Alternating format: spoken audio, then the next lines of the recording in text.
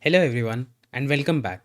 So in this lesson, we'll be heading back to our demo scene that we had previously created using the free kitbash assets and populating it using the same crowd techniques that we had discussed in the previous lessons.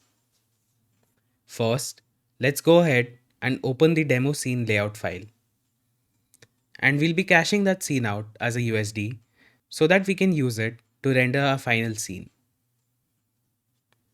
So the last time we left our demo scene, we had created a fully realized environment using the proxy geometry that was provided to us as a reference. Now, to cache out that geometry, I'll be taking a new USD ROP node.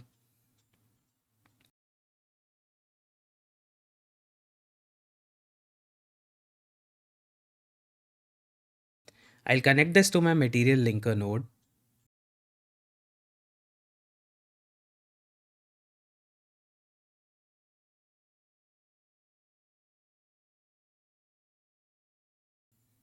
Let's call this demo scene environment. And once again, we'll set the path to wherever we want our file to be saved.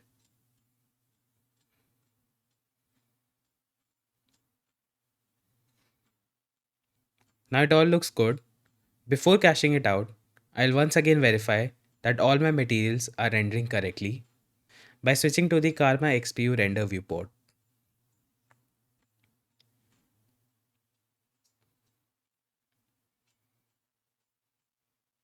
Now let's click on Save to Disk.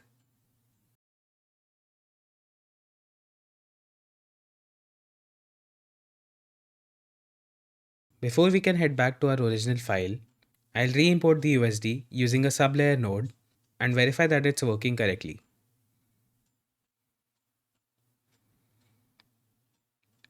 I'll connect the sublayer node to my dome light, and we can see that our USD file is rendering correctly.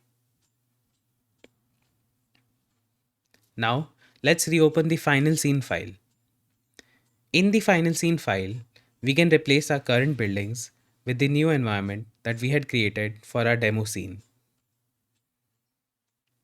Once you have your environment imported, we can go ahead and check all our cameras.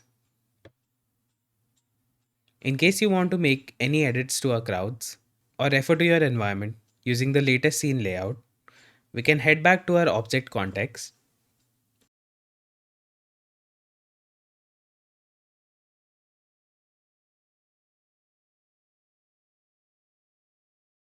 I'll enable all my nodes for my first camera.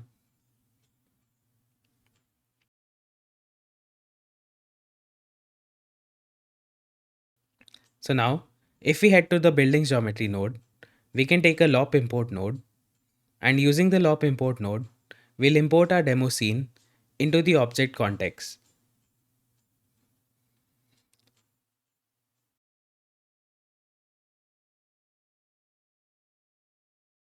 Make sure to set the time sample to static since we don't want it to load on every frame.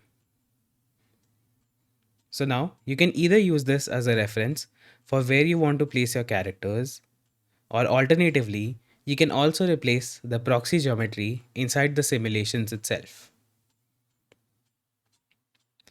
We can turn off the ground since we already have a ground coming in through our lop import node.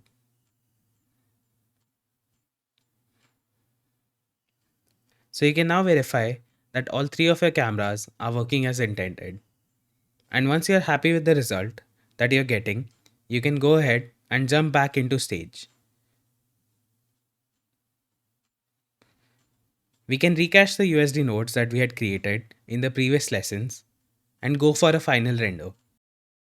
So by now, you are equipped to create crowds for different scenarios and populate different worlds based on your imagination and your requirements. And you should also be able to generate a beautiful render using the knowledge that you have gained throughout this course. Thanks for watching and see you in the next one.